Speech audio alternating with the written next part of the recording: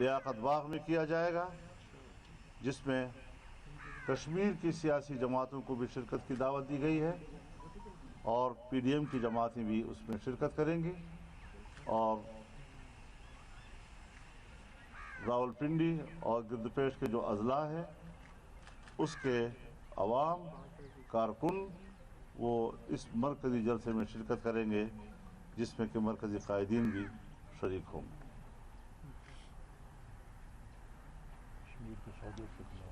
اس بات کو بھی مد نظر رکھا جائے گا کہ اس سال جو ہم 5 فروری منائیں گے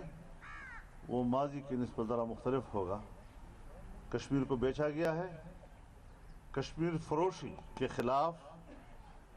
عوام کا غیظ و غضب، ان کی ناراضگی اور کشمیر کیس کا سودا کرنے کے حوالے سے بھرپور احتجاج اس میں شامل ہوگا۔ 9 فروری کو حیدرآباد میں پی ڈی ایم کا بڑا جلسہ ہوگا، ریلی ہوگی اور بڑی تاریخی ہوگی۔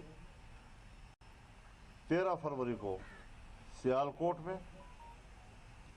16 فروری کو پشین بلوچستان میں، 23 فروری کو سرگودھا میں اور 27 فروری کو خزدار میں بہت بڑا اجتماع اور بہت بڑی ریلی منعقد کی جائے گی۔ اس کے بعد اسلام آباد کی طرف لانگ مارچ کا فیصلہ ہوگا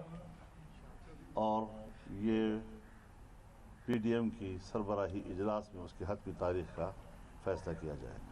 بہت بہت شکریہ۔ مولانا صاحب یہ فرمائیں کہ پیپلز پارٹی کو آپ لوگوں نے، راج صاحب کھڑے ہیں، کراچی، حیدرآباد، سکھر میں جلسے اناؤنس کرائے تھے، یہ جو سیکنڈ فیز تھا وہ انہوں نے کینسل کرائے، اور 2-3 جلسے انہوں نے اپنے پی ڈی ایم کے پلیٹ فارم سے کرائے، یوم تاسیس ملتان کا ہو، کارساز ہو یا گڑھی خدا بخش کا ہو، 3 جلسے کینسل کرائے۔ تھرپارکر جہاں پہ کوئی چیز ہے ہی نہیں، جہاں پہ الیکشن وہ لڑ رہی ہے وہاں جلسہ کرنا چاہ رہی ہے، تو پیپلز پارٹی کی کس طرح تو یہ چیزیں جب سربراہ ہمارے اجلاس میں نمٹ گئی ہیں اس کے بعد سوال کرنے کی ضرورت نہیں بات ہے۔ مولانا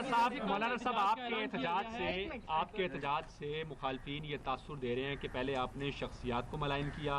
اور اس کے بعد آپ قومی اداروں کے اوپر دھاوا بولنے آ رہے ہیں، یعنی کل کا جو احتجاج ہے آپ کا وہ الیکشن کمیشن کے اوپر دھاوا بولنا ہے۔ دھاوا نہیں، احتجاج۔ ہم جمہوری لوگ ہیں، ہماری اصطلاحات بالکل آئین و قانون کے تابع ہیں، ہمارا ایکشن بالکل آئین و قانون کے دائرے میں ہوا کرتا ہے، اور ہم ملک میں جب جمہوریت کی بحالی کی بات کرتے ہیں، آزاد جمہوری فضاؤں کی بحالی کی بات کرتے ہیں، تو اس کا معنی یہ ہے کہ یہی آئین کا تقاضا ہے، یہی ملکی قانون کا تقاضا ہے، اور ہم اسی حوالے سے اپنے الفاظ اور اصطلاحات استعمال کر رہے ہیں۔ جو پیپلز پارٹی کے چیئرمین ہیں انہوں نے تحریک عدم اعتماد کا کہا کہ یہ آپشن استعمال کیا جائے، کیا آپ استعفوں کو بہتر آپشن سمجھتے ہیں یا تحریک عدم اعتماد کو بہتر آپشن سمجھتے ہیں؟ لیکن انہوں نے یہ بھی کہا ہے کہ اس کو ہم سربراہی اجلاس میں سب کے سامنے پیش کریں گے، جب تجویز آئے گی تو بات چیت ہوگی، اور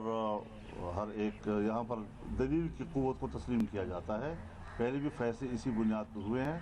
کہ ہم بعض دفعہ اس میں آئینی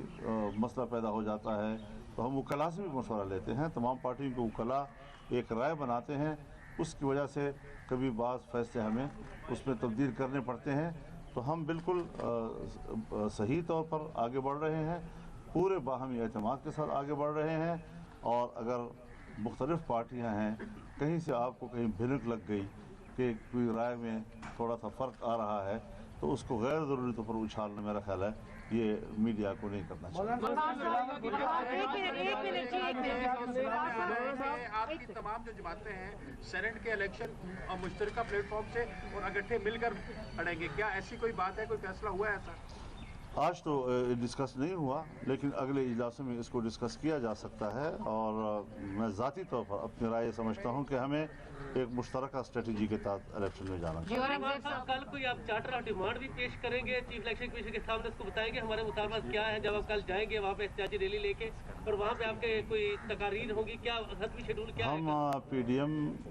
کی طرف سے باقاعدہ ایک خط الیکشن کمیشن کو دے رہے ہیں، یادداشت دے رہے ہیں ان کو، اور مختلف اطراف سے ریلیاں آئیں گی۔ 1 بجے تک وہ یہاں پر کشمیر چوک پہ پہنچیں گی سرینا کے سامنے، اور قیادت جو ہے پھر وہاں اس جگہ میں چلی۔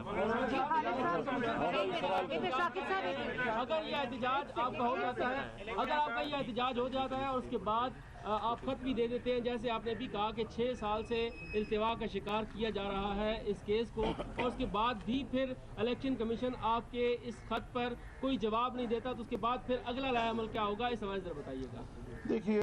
ہم ایک تحریک ہیں، ہم پوری قوم کو متوجہ کر رہے ہیں۔ الیکشن کمیشن کو اس بات کی اجازت نہیں دی جا سکتی کہ وہ غیر ضروری طور پر اس قسم کے کیس کو لٹکائے اور جانبداری کا مظاہرہ کرے۔ اس کو غیر جانبدار ہو کر حتمی فیصلہ کرنا چاہیے۔ شواہد مکمل طور پر ان کے سامنے آ چکے ہیں، اور اس پہ اب لیت و لال کی گنجائش باقی نہیں ہے۔ پاکستان پیپلز پارٹی کے چیئرمین بلاول بھٹو زرداری کل والے احتجاج میں آئیں گے۔ بھی وہاں کیسز زیر سماعت ہیں، اور دونوں جماعتوں کو آج اور کل بھی طلب کیا گیا ہے، ان کے کیسز کے بارے میں کیا؟ اس کی مثال بالکل ایسی ہی ہے کہ اگر کوئی شخص کسی کو قتل کر لیتا ہے تو پھر جواب میں دوسرے لوگ بھی کراس کیس کر لیتے ہیں، تو اس کی حیثیت اس کراس کیس کی ہے، اس سے زیادہ نہیں ہے۔ یہ سوال پوچھ رہے ہیں مریم صاحبہ، آپ سے سوال ہے کہ 31 جنوری کی ڈیڈ لائن تھی گورنمنٹ کو جانے کی، اور آپ کی جو تحریک ہے وہ بھی مرحلہ وار کافی حد تک آگے چلی گئی، ابھی تک کوئی بھی گورنمنٹ کی سطح پر کوئی ٹس سے مس وہاں پہ کچھ بھی نہیں ہوا۔ کیا آپ سمجھتے ہیں کہ فیوچر میں آپ حکومت کو گرانے میں کامیاب ہو جائیں گے؟ اگر ٹس سے مس نہیں ہوا تو 7 سال سے جس کو زیر التوا رکھا ہوا تھا، وہ فارن فنڈنگ کیس کو کھولنے کی ضرورت کیا پیش آ گئی؟ تو انشاءاللہ آہستہ آہستہ آپ دیکھیں گے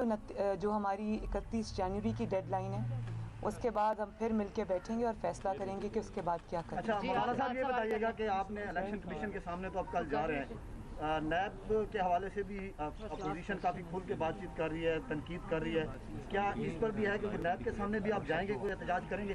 میرے خیال میں آپ تحریک میں ہمیں گائیڈ لائن دے رہے ہیں آپ کیونکہ مولانا صاحب نیب کا نشانہ صحافی بھی بنے ہیں، اس لیے کیا کل کا جو احتجاج اسلام آباد میں ہم اسے لانگ مارچ کا فل ڈریس ریہرسل سمجھ لیں؟ کیا اس طرح سے آپ جا رہے ہیں کہ اسلام آباد ہی آپ نے وہاں بھی آنا ہے، کل بھی اسلام آباد آ رہے ہیں؟ اور دوسرا، الیکشن کمیشن 6 سال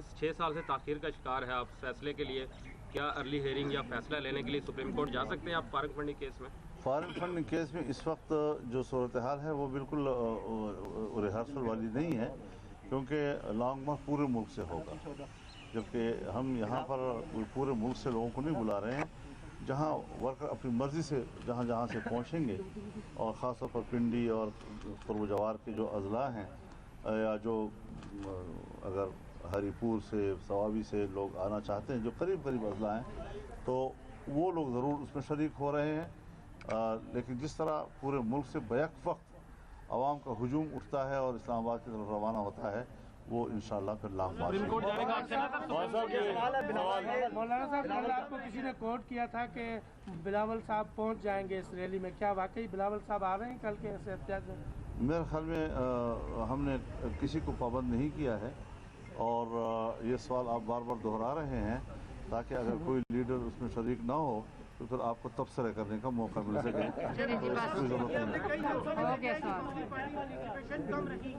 تو کیا آپ لانگ مارچ سے پہلے ہی اپنی پارٹی ورکرز کو یا اپنی ساری کی ساری چیزیں ایگزاسٹ نہیں کر رہے؟ تو کئی جلسوں میں دیکھ رہے ہیں کہ جو پارٹیسپیشن ہے شروع کے کئی جلسوں کے مقابلے میں ریسنٹ، یہ آپ کی ذاتی رائے ہو سکتی ہے، یہ عام میڈیا کی جو آبزرویشن ہے اس کی بھی نہیں ہے۔ ہمارا ہر جلسہ ایک سے بڑھ کر ہے۔ اگر آپ لورالائی میں جا کر دیکھتے تو آپ کو اندازہ لگتا، آپ بنو میں جا کر دیکھتے تو آپ کو اندازہ لگتا، آپ مالاکنڈ میں جا کر دیکھتے تو آپ کو اندازہ لگتا ہے جو دور دراز کے علاقے ہیں اور کس طریقے سے عوام نے اس میں شرکت کی ہے، آپ اس کا اندازہ نہیں لگا سکتے۔ اب یہ ہے کہ اگر حکومتی جو ایجنسیاں ہوتی ہیں، اسپیشل برانچ ہوتے ہیں، वो तो हुक्मरानों को खुश करने के लिए 1 लाख को 1000 दिखते हैं। बड़ी मेहरबानी, बड़ी मेहरबानी, शुक्रिया, शुक्रिया जी, शुक्रिया। सुप्रीम कोर्ट वाला